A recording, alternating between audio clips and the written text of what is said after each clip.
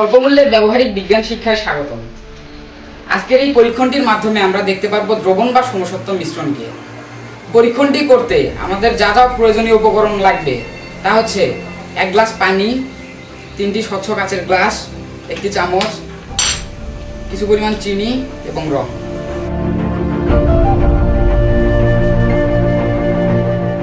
প্রথমে আমরা আধা চামচ চিনি পানির ভিতর দিয়ে চিনি এবং পানির একটি দ্রবণ প্রস্তুত করি। তারপর চামচের সাহায্যে পানি নাড়াতে থাকি।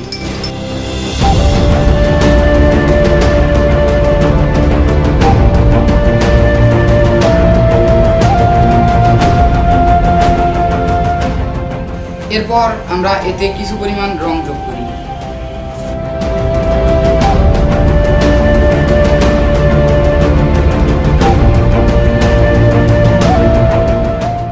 তাহলে দ্রবণটি রঙিন হয়ে যাবে।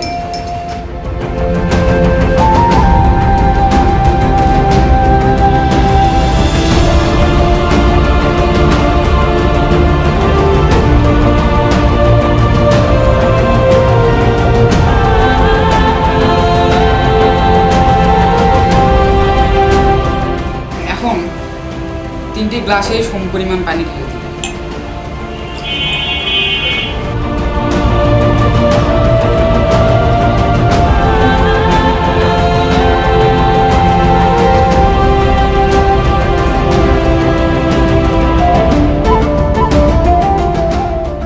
প্রতিটি গ্লাসেই চিনি এবং রং সমানভাবে বিন্যস্ত হয়েছে, তাই প্রতিটি গ্লাসের রঙে একই রকম দেখা যাচ্ছে। তোমরা কি আরো এই রকমের মজার মজার এক্সপেরিমেন্ট করতে চাও?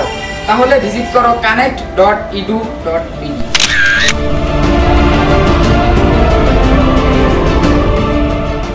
এতক্ষণ সাথে থাকার জন্য ধন্যবাদ।